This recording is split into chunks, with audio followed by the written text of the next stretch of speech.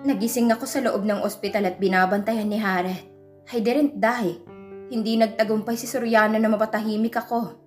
Kaya magtago na sila dahil maniningil ako sa oras na makalabas ako rito sa ospital. Shiva, thanks God you're already awake. Natutuwang reaksyon ni Harriet nang makita niyang gising na ako. Agad niya akong niyakap ng mahigpit na mahigpit. Sandali lang. Harriet, hindi ako makahinga. Reklamo ko habang itinutulak ko siya palayo sa akin. Agad naman niya akong binitawan nang mapansin niya na halos hindi na ako makahinga sa sobrang higpit ng pagkakayakap niya sa akin. I'm sorry. Masayang-masaya lamang ako na nagising ka na. Alam mo ba kung hindi kita agad nadala rito sa ospital, ay tsak na hindi ka na magigising? Tumango ako sa sinabi niya. Yes, I know. Tinurukan ako ng doktor bago sana ako operahan. Tinurukan niya ako ng pampahay na gamot at may halong lason. Kaya malaking utang na loob ko sa iyo, Harriet. Thank you for saving my life. Senserong pasasalamat ko sa kanya. Wala na ako ngayon sa mundo kung hindi dahil sa kanya. Kinuha ni Harriet ang aking dalawang kamay at idinikit sa magkabila niyang pisngi.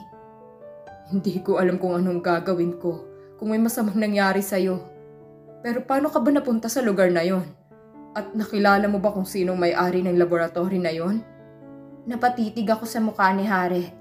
Hindi niya alam na si Mr. Soriano na ama ni Rexor ang may-ari ng laboratory na ito? Kung ganoon ay paano nila nalaman ang lugar na ito? Dinalaw ko ang puntod ng pamilya ko dahil birthday ng kapatid ko. Palabas na ako sa gate ng sementeryo nang makita kong isang bata na nadapa malapit sa akin. Tinulungan ko ang bata, ngunit bigla na lamang niya akong tinurukan ng pampatulog. Hindi ko inaasahan na magagawa yun ng bata, kaya hindi ako nakaiwas. Nang magising ako'y nasa loob na ako ng laboratory at may 3 doktor na nag-aasikaso sa akin. Hindi ko makita ang mga mukha nila dahil nakasuot sila ng face mask. Mahabang kwento ko sa kanya sa nangyari. Hindi ko na sinabi sa kanya kung sinong may-ari ng lab dahil akong maniningil sa mga doktor at kay Mr. Soriano sa ginawa nila sa akin. Kapag nalaman ni Mr. Soriano na hindi ko sinabi sa mga pulis ang aking mga nalalaman, ay iisipin lamang nito na natatakot ako na balikan nila. Kaya itinago kong totoo. Wala silang kaalam-alam na sa mga kamay ko sila mamamatay. I will kill them one by one and for free. Dahil hindi ako papayag na hindi sila sa aking mga kamay magbayad. Ganun ba? Mabuti na lamang pala at sinunod namin ang tawag ng isang concerned citizen. Kung nag-alangan pala kami, hindi ka na pala namin maaabutan pa ng buhay. Ani Harriet sa kanya. May natanggap akong tawag mula sa isang concerned citizen. Siya ang nagbigay ng address ng laboratory, ngunit hindi naman niya sinabi kung sino siya. Ngunit kahit sino pa man siya ay malaking utang na loob ko sa kanya. Dahil kung hindi sa kanyang tawag ay malamang patay ka na ngayon. Pagkakwento ni Harriet kung paano nito nalaman ang lugar na kinaroroonan ko. Concerned citizen? Sino naman kayang concerned citizen ang tumawag kay Harriet? Bakit may kutob ako na kilala kong taong tumawag kay Harriet? Tama ka, Harriet. Malaking utang na loob natin sa kanya. Dahil sa kanya kaya nakaligtas ako. Ngunit minalas na hindi naman nakaligtas sa mga babaeng kasama ko sa loob ng lab. Nakuhang kanilang mga organs. Malungkot ang boses na sabi ko kay Harriet. Ngunit ipinangako ko sa aking sarili. Nabibigyan ko ng katarungan ng kanilang pagkamatay. Hayop na Soriano. Lingtik lang ang walang ganti. Kung hindi dahil sa kanya, hindi mo aaminin na mahal mo rin ako.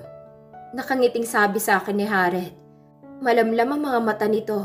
Nakikita ko sa kanyang mga mata kung gaano niya ako kamahal. Inamin mo nang mahal mo ako, kaya wala nang bawian. Dugtong niya nang makita na bigla akong natigilan. At sino naman na nagsabi sa'yo na babawiin kong sinabi ko? Nakangiting sagot ko naman sa kanya. Akala ko'y mamamatay na ako nang hindi ko man lang nasasabi sa'yo ang aking nararamdaman.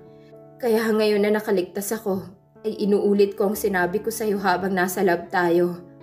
Mahal kita, Harriet. Mahal na mahal kita. Sa narinig ay biglang lumiwanag ang mukha ni Harriet at muli akong niyakap ng mahigpit. Ngunit hindi yung tipo ng yakap na nakakasakal na. I love you, Shiva. I promise that I will protect you forever. At magmula ngayon ay walang sino man ang maaaring makapanakit sa'yo. Sana to pa rin mo ang pangako mo. Hindi ko alam kung mapapatawad mo ako kapag nalaman mo na ako si Silent Assassin. Natatakot ako na baka biglang magbago ang isip mo kapag natuklasan mong lihim kong itinatago. I will, Shiva.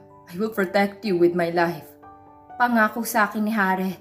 Hindi ko maiwasang mapatitig sa kanyang mga mata. Kitang-kita kong pagmamahal niya sa akin na sobrang nagpapasaya sa aking puso.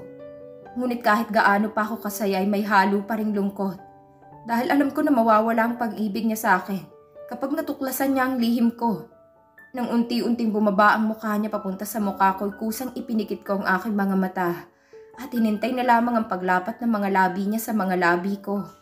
Hindi pa man naglalapat ang aming mga labi, bigla nang bumukas ang pintuan ng silid na kinaroroonan ko at pumasok ang isang doktor kasama ang ilang pulis. Sorry to disturb you, Miss Croft. Hihingan ka lang namin ng statement tungkol sa nangyari. Kausap sa akin ng pulis matapos sumaludo kay Harriet. Okay lang. Maikling sagot ko sa kanya.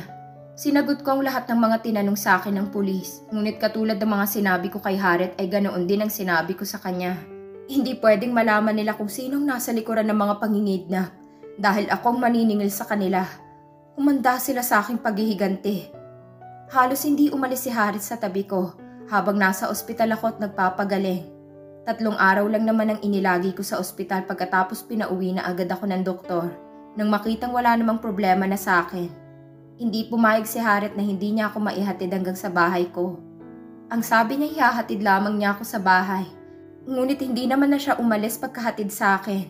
Hanggang sa gumabi na at matutulog na ako ay talagang wala siyang balak na umalis sa bahay ko. Bakit hindi ka pa umaalis? Akala ko ba ihahatid mo lang ako hanggang dito sa bahay ko? Nanunuksong tanong ko kay Harriet nang sumunod siya sa akin papasok sa aking kwarto. Nag-aalala ako sa'yo, kaya nagdesisyon ako na manatili na muna rito sa bahay mo. Mabilis na sagot ni Harriet. Kahit naman kaya ko ng sarili ko'y tinulungan pa rin niya akong makahiga sa aking kama. Bakit? Ayaw mo na ba na nandito ako sa bahay mo? Tila nagtatampo ang boses na sabi niya sa akin. Of course not. Siyempre gusto ko rin na nandito ka, kaya lang nag-aalala ko na baka hinahanap ka na sa bahay niyo. Palusot ko sa kanya. Hindi sa ayaw kong narito sa bahay ko si Harriet. Kaso gusto ko kasi mag-practice para bumalik agad ang aking lakas at makapaghiganti na ako sa 3 doktor na muntikan ng pumatay sa akin. At lalong-lalo na si Mr. Soriano. Dahil ibinalita sa mga pahayagan at telebisyon na hindi malaman ng mga pulis kung sinong may-ari ng laboratory. Kung saan natagpuan ang katawan ng 3 babae na tinanggalan ng mga internal organs. Ay natitiyak ko na nagsasaya ngayon si Soriano pati ang mga doktor. Iniisip nila na nakaligtas sila sa kamay ng batas, ngunit hindi nila iniisip na hindi sila makakaligtas sa aking mga kamay. Yun naman pala eh. So hayaan mo na akong matulog dito sa bahay mo at sa kwarto mo ako matutulog. Nakangiting sabi ni Harriet habang may naglalarong pilyong ngiti sa mga labi. Dito sa loob ng kwarto ko ikaw matutulog? Ano ka, sinuswerte? Nandidilat ang mga mata na sabi ko sa kanya. Inambaan ko rin siya ng aking kanang kamao. Baka gusto mong makatikim nito, Mr. Harriet Del Fierro? Nakangiting hinawakan ni Harriet ang aking kamao at ibinaba sa gilid ko. Gusto lang naman kitang makasamang matulog. Promise, magiging behave ako. Tinapunan ko siya ng nagdududang tingin. Hindi ako naniniwala na kaya niyang matulog sa aking tabi nang hindi siya gagawa ng kilos para maging intimate kami. Dahil kahit ako hindi ko rin yata kayang kontrolin o pigilan ang aking sarili. Ganoon yata talaga kapag mahal mo ang isang tao. Promise, magbe-behave ka? Tanong ko pa rin sa kanya kahit na alam kong hindi niya ito kayang gawin. Promise, I will behave. Malawak ang pagkakangiti na sagot niya sa akin. Wala na akong magagawa kundi ang pumayag na lamang. At isa pa'y gusto ko rin siyang makasamang matulog, kaya bakit pa ako mag-iinarte? Magkatabi kaming nakahiga sa aking kama habang ang isa niyang kamay ay nakayakap sa aking tiyan. Pinatay ko ang ilaw sa loob ng aking kwarto at tinayaan ng isang kulay red na ilaw na medyo madilim. Good night, sabi ko sa kanya bago ko ipinikit ang aking mga mata para matulog. Ngunit hula ko hindi ako makakatulog dahil maliban sa hindi ako sanay matulog na may kasama ay ang lalaking mahal ko pa ang aking katabi. Wala bang good night kiss? Mahina ang boses na bulong niya sa gilid ng aking tenga. Nakiliti ako nang tumama ang kanyang hininga sa aking pisngi. Biglang iniiwas ko ang tenga ko at akmang tatalikuran ko siya. Ngunit tinawakan niya ako sa balikat at iniharap sa kanya. Hindi ko napigilan ang mapalunok nang makita kong matiim niyang titig sa akin. Tila nag-uunahan sa pagtibok ang aking puso at pakiramdam ko'y biglang sumikip ang aking kwarto at lalong-lalo na ang aking kama. Hindi ko akalain na darating ang panahon na makakaramdam ako ng ganito. At hindi ko inakala na may lalaking makakatulog sa aking tabi dahil ang tanging nasa isip ko lamang ay ang makapaghigante. Kahit na kailan na hindi pumasok sa isip kong magkaroon ng karelasyon. Kaya ang pagdating ni Harriet sa aking buhay ay sobrang hindi ko inaasahan. Akala ko ba magbe-behave ka? Sabi ko sa kanya sa tonong hindi galit. I know. At sana nga'y hindi ko na lamang pinilit na matulog sa kama katabi ka. Dahil sobrang hirap palang pigilan ang aking nararamdaman. Damang-dama kong paghihirap sa kanyang boses dahil sa pagpipigil na gawin ang anumang nais niyang gawin sa akin. Kaya sa halip na magalit dahil sa kanyang sinabi ay nginitian ko siya ng matamis.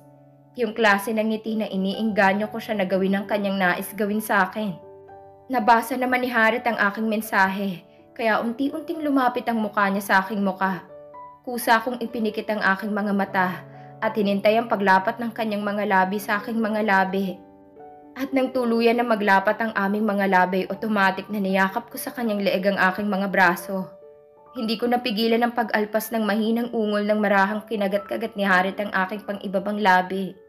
Ang mahinang pag-ungol ko ay mas lumakas. Walang kaso kung pareho kaming umuungol ng malakas dahil wala namang makakarinig sa aming mga nasisiyahang ungol, kundi kami lang mismong dalawa. Harriet, hindi ko napigilang sambitin ang kanyang pangalan nang gumapang pababa sa aking leeg ang kanyang mamasamasang mga halik. Nang maramdaman kong isa niyang kamay na pumasok sa loob ng aking damit, ay napakagat-labi ako. Sa halip na pigilan ang kanyang kamay sa nais nitong mangyari. At nang sa wakas ay narating nitong pakay na paungol na lamang ako ng malakas habang napapasabunot sa kanyang buhok. Pakiramdam ko ay mababaliw na yata ako sa matinding sensasyon na aking nararamdaman sa mga sandaling ito. Kung kailan na nakahanda na ako sakaling may mangyari man sa amin ni Harriet, ay saka naman siya tumigil sa kanyang ginagawa. Napadilat ako ng aking mga mata at tinapunan ko siya ng nagtatanong ng mga mata. Ngumiti muna siya sa akin at kinintalan ako ng matamis na halik sa mga labi. Nangako ako na magbe-behave kaya matulog na tayo. Sagot niya. Pagkatapos ay niyakap na lamang niya ako ng mahigpit. Wala namang reklamo na yumakap din ako sa kanya. Sa ginawa ngayon ni Harriet ay napatunayan ko lamang kung gaano siya kaseryoso sa akin at kung gaano niya ako iginagalang. Dahil dito kaya naragdagan ng kanyang puwang sa aking puso at mas lalo lamang akong nag-aalala na baka matuklasan niyang pinakatatago kong lihim. Nakahinga ko ng maluwag nang sa wakas ay nakumbinsi ko si Harriet na kaya ko nang kumilos na mag-isa sa bahay ko. Kaya hindi na niya ako kailangan pang samahan sa bahay ko. May trabaho rin siya na dapat niyang asikasuhin, ngunit hindi niya maharap dahil sa akin. Kailangan din niyang hanapin at hulihin si Silent Assassin dahil pinag-iinitan umano ito ng superior nito dahil hindi nito mahuli-huli si Silent Assassin, which is me. Naawa naman ako kay Harriet, ngunit wala akong magawa para tulungan siya. Alangan namang isuko ko ang aking sarili sa kanya para lamang matuwa sa kanyang superior. Kapag patuloy siyang i-pressure ng kanyang superior at talagang i-assassinate ko rin ng libre ang taong nagpe-pressure sa kanya. Pagkaalis ni Harriet sa bahay ko ay agad akong naligo at nagbihis. Bala kong magpunta sa BAS headquarter para makibalita.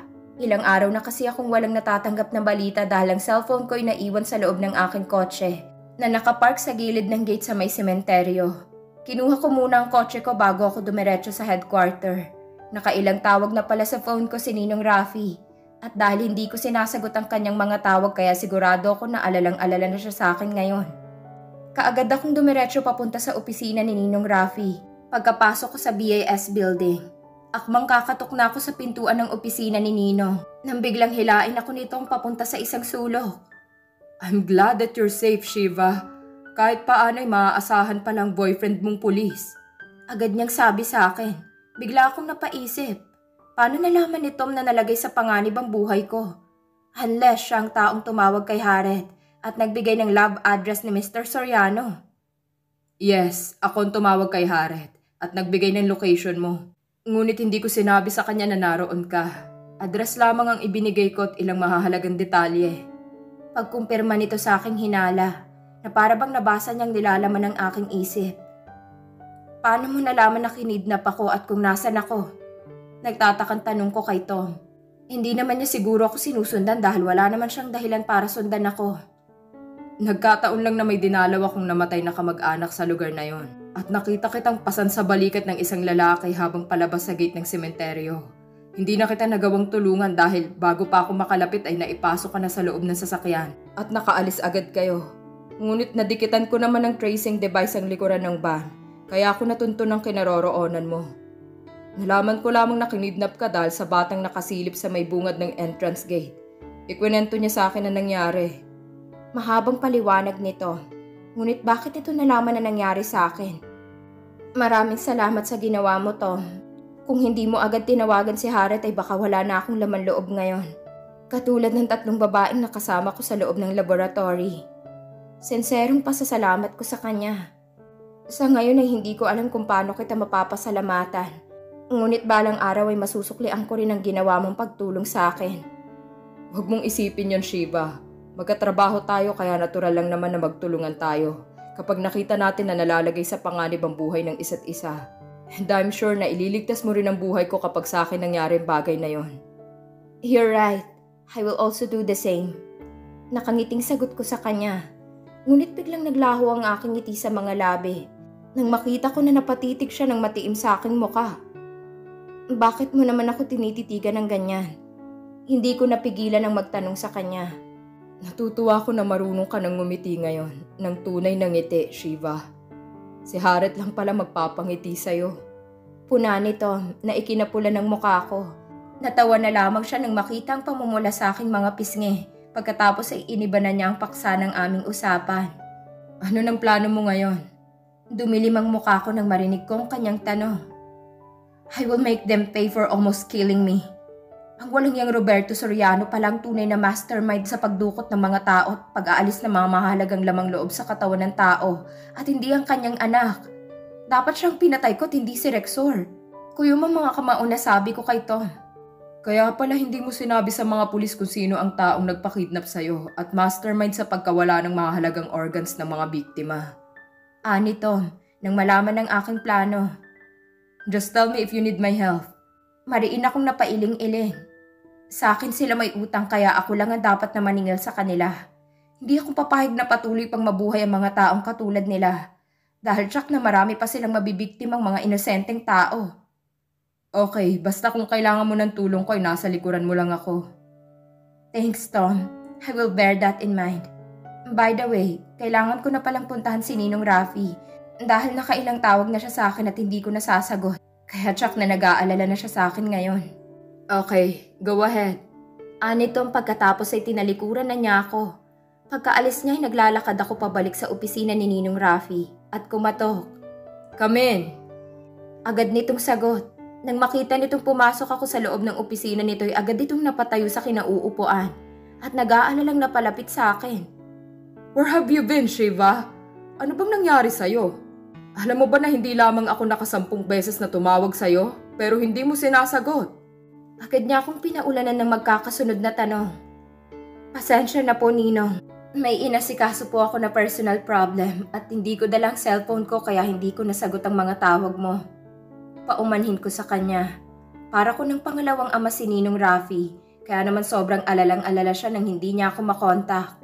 At wala akong balak na sabihin sa kanya nangyari sa akin. Dahil mas lalo lamang itong mag-aalala. Nakaligtas naman ako kaya hindi na nito kailangan pang malaman na nangyari sa akin nitong mga nakalipas na araw. Ganun ba? It's okay. Ang importante ay ligtas ka. Ngunit sa susunod ay mag-abiso ka sa akin para hindi ako nag-aalala sa'yo kapag hindi kita nakakontak, okay? Yes po, Ninong. Mabilis kong sagot habang tumatango. Oo nga pala, Shiva.